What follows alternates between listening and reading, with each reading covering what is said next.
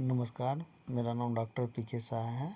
आज हम आपको कार्डियक मार्कर के बारे में बताएंगे। ठीक, जब भी आपको सस्पेक्ट होता है कि आपको एमआई हुआ तो उस समय कुछ कार्डियक एंजाइम होता है या कार्डियक मार्कर होता है। ठीक, उसका टेस्ट किया जाता है। ये एमआई के समय में उसके बाद से रिलीज होता है।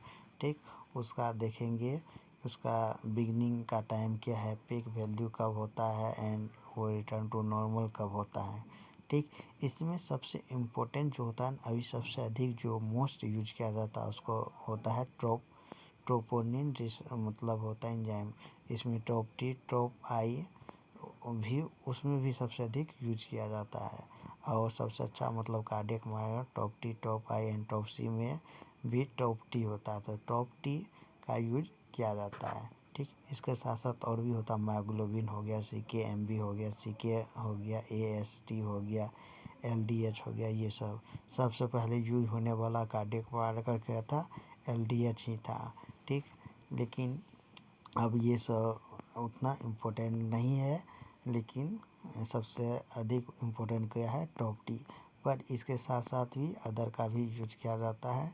ठीक, जैसे कि 2 एमआई के बीच में जो है टॉप टी का, जैसे कि मतलब बिगनिंग टाइम 4 से 6 आवर होता है, लेकिन अगर वो पहले ही हो गया तो वहाँ मायोग्लोबिन का मतलब यूज किया जा सकता है, क्योंकि इसका बिगनिंग टाइम है क्या है 1 से 2 घंटा के में चालू हो जाता है वो, अगर मतलब रिकरेंट एमआई है तो इसलिए हम सबको मतलब देखेंगे।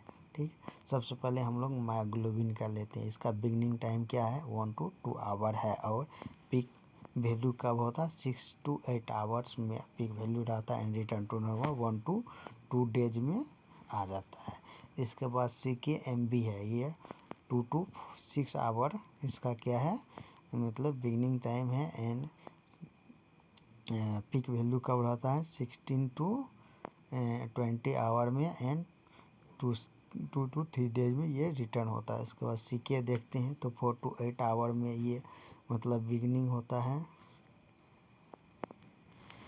और इसका पीक होता है 16 to 24 आवर में और 3 to 4 डेज में फिर रिटर्न होता है। इसके बाद टॉप टी होता है, टॉप टी 4 to 6 आवर में बिगनिंग स्टार्ट होता है to rise and 12 to 24 hour में ये क्या होता है ऑप्टिमम होता है या पीक पे होता है एंड 7 to 10 में ये रिटर्न होकर के नॉर्मल आ जाता है। उसके बाद AST होता है 12 to 24 आवर में, मतलब ये बिगनिंग टू अराइज होता है। उसको 36 to 48 आवर में इसका पीक होता है। उसके बाद 3 to 4 डेज में सबसे मतलब नॉर्मल आ जाता है। और AST का यूज लीवर फंक्शन टेस्ट में भी किया जाता है, ये तो अब उतना इम्पोर्टेंट है ही। उसके बाद LDH होता है।